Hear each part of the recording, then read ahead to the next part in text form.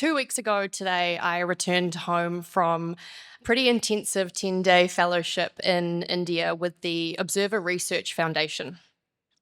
The fellowship brings together 50 young leaders from different countries and diverse backgrounds to discuss global governance and is centered around the Raisina Dialogue, India's flagship conference on geopolitics and geoeconomics, hosted by India's Ministry for External Affairs and the Observer Research Foundation. I heard from Tulsi Gabbard, the United States Director of National Intelligence. I heard from Abitar Kant, the G20 Sherpa for India. I heard from the heads of just about every section of the United Nations, foreign ministers from around the world, representatives from NATO, the World Bank, and more. It was also the conference that our own Prime Minister attended, sitting front and centre with Prime Minister Modi ji for the inaugural session before delivering a powerful keynote that I encourage you all to take the time to watch. You can find it on YouTube.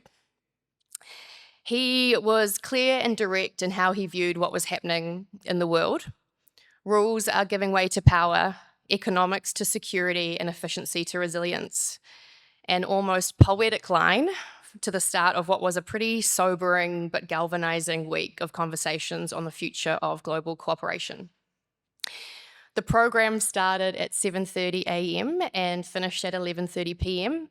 By the time I got back to my hotel room, it was 1 a.m. and I had done a 19-hour day with 16 hours of geopolitical sessions and panels from leaders around the world. And I would do that same 19 hours straight for 4 days. The conference was structured around the current shifts underway across climate, trade, technology, security, and global governance. From militant mercantilism to the collapse of traditional development paradigms, the themes weren't just theoretical, they were playing out in real time across panels. On my first day of the conference, I attended an 11 p.m. panel with the CEO of the Munich Security Conference and one of President Trump's senior counselors. To be honest, the first few days were pretty jarring. The conversations were dominated by geopolitical instability, border tensions, rising protectionism, political fragmentation, and the breakdown of global cooperation as we know it. These are not issues that dominate the New Zealand political headlines. Our landscape doesn't revolve around territorial disputes or proxy wars. And when you come from a place that doesn't share a border with anyone, that feels stable, peaceful, relatively far away, it's really easy to underestimate the urgency and anxiety that's gripping the rest of the world right now. Over those 10 days, I heard about how multilateralism is breaking down and bilateralism is becoming transactional. For decades, the global communities operated under the assumption that shared challenges, climate change, conflict, pandemics, trade, even technology, would require shared solutions. That's what multilateralism was meant to deliver: forums for coordination, cooperation, and compromise. At Raisina, it became clear that those forums are weakening. Multilateral institutions are increasingly slow, deadlocked, or bypassed entirely. Power dynamics are sharper, and many global actors, particularly the major powers, are choosing to go it alone. Even bilateralism, which used to be about building long-term strategic trust between countries, is shifting between the major powers, becoming more transactional, more what can you do for me today, rather than what can we build together tomorrow. And at first glance, that kind of pragmatism might seem reasonable. After all, every country has its own interests to protect. But the reality is, no country lives in isolation of the rest of the world. Climate change doesn't respect borders. Supply chains don't begin and end inside a single nation. Cybersecurity breaches don't stay in one country. AI systems, water stress, rare earth minerals, public health outbreaks, none of those things can be managed alone. Globally, we're more interconnected than ever, and yet the international systems designed to manage that interconnectedness are fraying, which makes this moment particularly risky. And while these shifts might feel distant from us here in New Zealand, they have very real consequences, not just for our diplomacy, but for our economy, our environment, and our way of life. We are a small, trade-dependent nation that relies on a stable global system, not a chaotic one. Our prosperity depends on open markets, secure supply chains, and international rules being followed.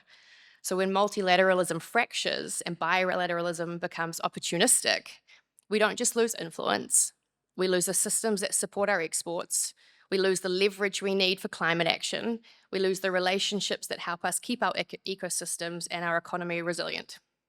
And the truth is, we don't have the luxury of opting out. Global cooperation isn't charity work, it's strategic self-interest. And while I have a number of things and observations about how I think New Zealand should be thinking about this, there's one in particular that I want to share with this room.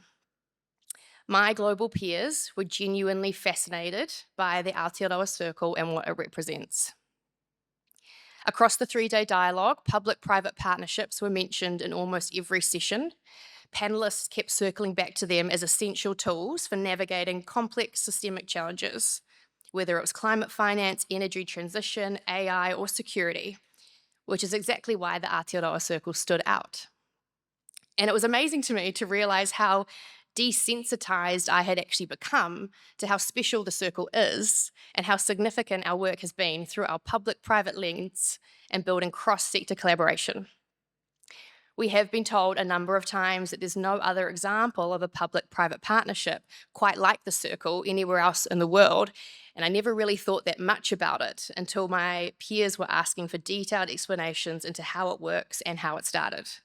Because the Circle represents something that's increasingly rare on the global stage: trust across sectors and a long-term intergenerational approach to thinking. During this fellowship, I realized that one of New Zealand's superpowers is our 2 degrees of separation, enabling us to get the right people around the table in real time across the public and private sector. I reckon if you gave me half a day, I could get any one of your numbers, if I don't already have them. That connectedness is special, and I think it's something that we can take for granted. This is a gift that we could be doing a lot more with if we could really see how special it is, especially in the context of the rest of the world and the current geopolitical climate. And this is not just a model for sustainability, it's a model for resilience, competitiveness, and long-term prosperity. So when I described the Circle to my peers at Risina, they asked, how do we get one of those at home? And that told me that the Circle has something that the world is looking for: a prototype, a leadership model that blends values with value for long-term prosperity. So the question became, how do we take the Aotearoa Circle and use it not only to lead here at home, but to contribute meaningfully out there in an increasingly fragmented global system? What would an India Circle look like? Or a Singapore Circle, or an Island Circle?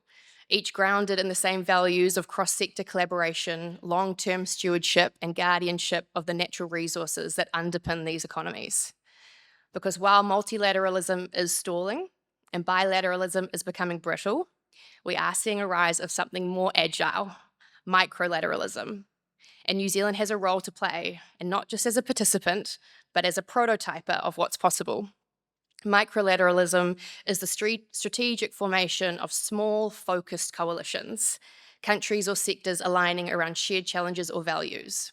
It's not about size, it's about purpose. These are the spaces where coordination is still possible, and increasingly where influence is earned. And New Zealand is well positioned to thrive in that environment.